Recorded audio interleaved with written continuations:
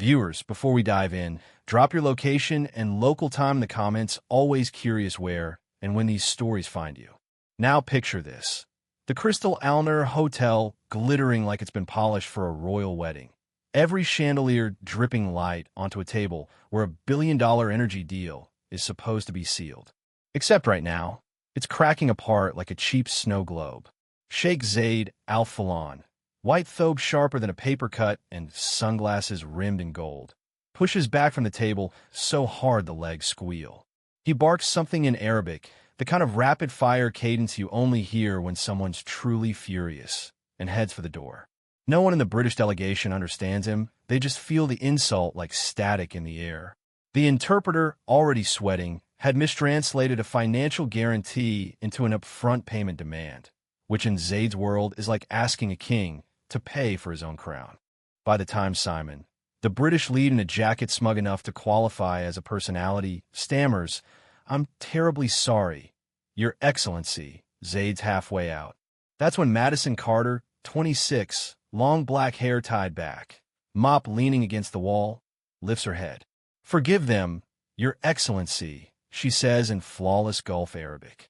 Her accent is so perfect you can hear the Oman in it. Historians still argue whether accent is more about where you live or who you love, but here it's as clear as desert air. The hall freezes. Zayd stops, hand on the frame, and turns like he's heard a voice from an old court. "You speak my language?" he asks, testing. Madison bows, just enough to be respectful without groveling. "I lived in Oman for 8 years," she replies, hands clasped, gaze steady.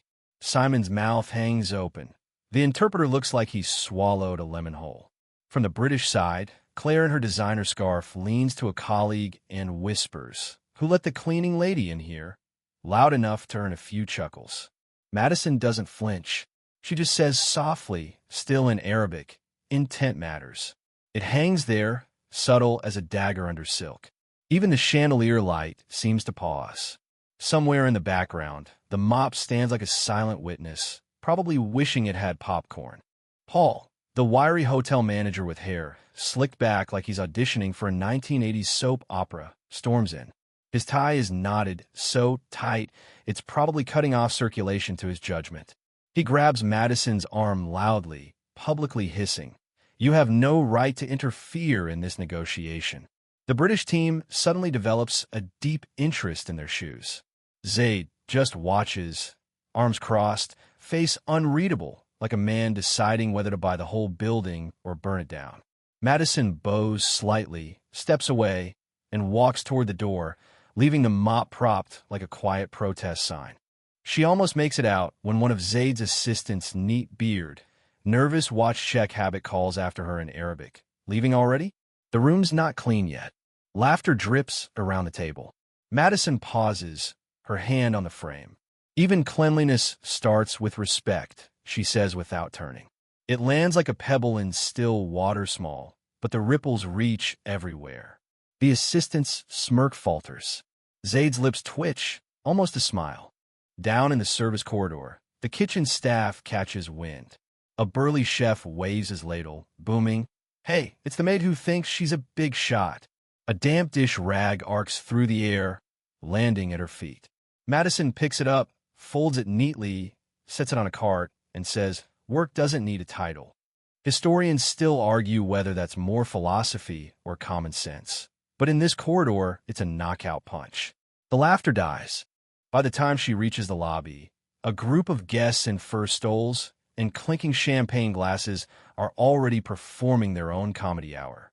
"Stick to the mop, sweetheart," one man jeers. Madison stops, turns her gaze on him like she's reading the fine print of his soul. "And mop cleans floors," she says. "What cleans arrogance?"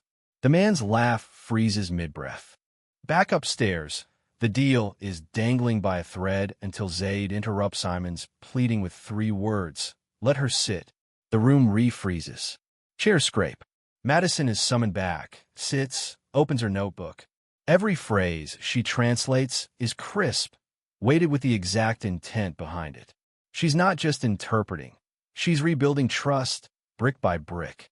By the end of the session, even Claire's designer scarf seems to wilt a little. The fallout comes fast. Within days, a wax-sealed note from Zaid's office arrives at the hotel addressed to Madison. Paul opens it expecting an apology, but instead it's an invitation.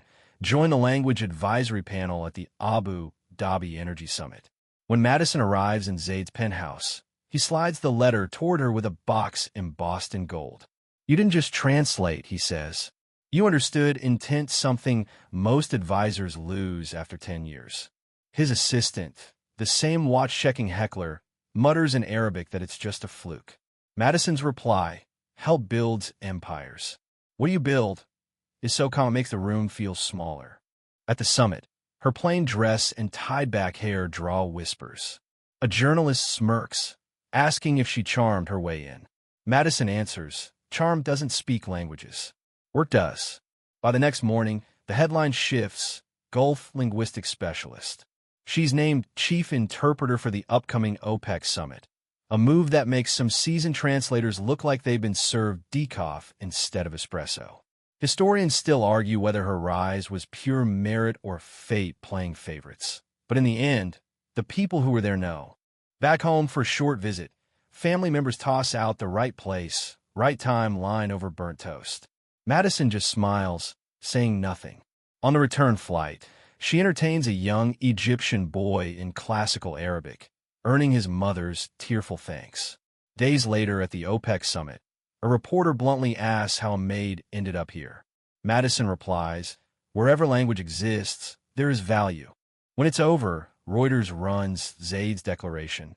"Madison Carter is my senior advisor, and the reason I'm investing $2 billion of the U.S. investors' Flutter inbox." At the Crystal Alner, Paul is quietly replaced. Tara, the smirking desk clerk, loses her sponsorship deal after a guest viral post. Simon's team, reputation dented, loses a major contract. Madison never mentions their names. She doesn't need to. Her steps are steady, her notebook still tucked in her bag, eyes on the next language, the next summit.